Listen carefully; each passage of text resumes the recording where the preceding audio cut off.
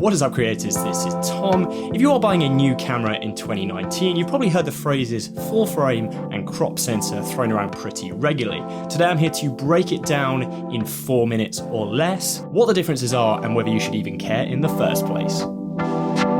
So this is my Sony a6500 and it's one of my favourite cameras that I've ever owned. And this is its sensor. This is what captures light and turns it into the image we see through a viewfinder or on the LCD at the back of the camera. This camera is what you call a crop sensor camera. Basically, it takes an image at a smaller field of view than a full frame camera, and we'll come back to this later.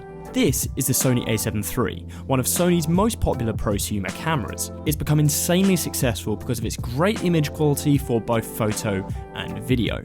This is a full frame camera, so it takes an image at a larger field of view. So if I take my Sigma 30mm lens, which is specifically designed for crop sensor cameras, and put this onto my a7 III, we can see an example of a crop lens on a full frame body. This black circle is what your full frame camera wants to capture, but because this lens is designed for a crop sensor camera, the a7 III has to zoom in to capture an image that fills the whole frame. This is a really good representation of what a full frame camera sees, in inverted commas, versus what a crop sensor camera sees. Lenses project a circular image onto a camera sensor, and a full frame camera will use as much of the available data within that circle.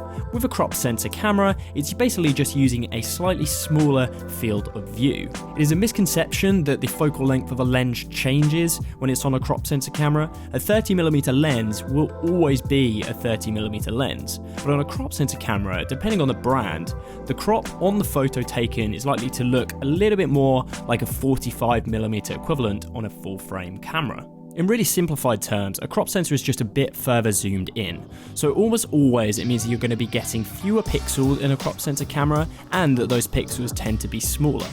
Those bigger and extra pixels mean a few things, most notably that full frame cameras tend to have better low light performance because of those larger pixels, and they also have the capability to capture a shallower depth of field, meaning that you can almost always get a nicer blur in the background of your photos, that's also called bokeh, if you're using a comparable lens.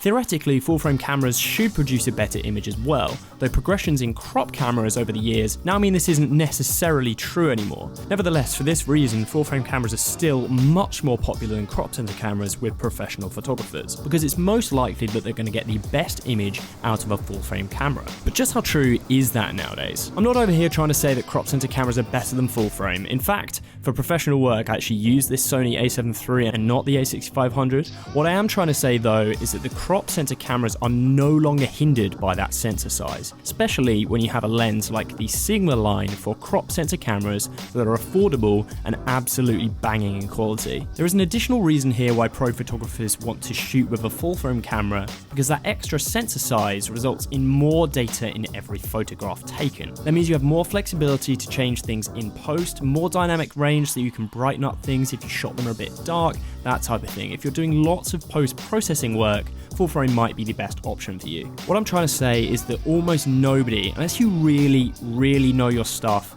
is going to be able to differentiate the final photograph between a photo taken on a great crop sensor camera compared to a full frame.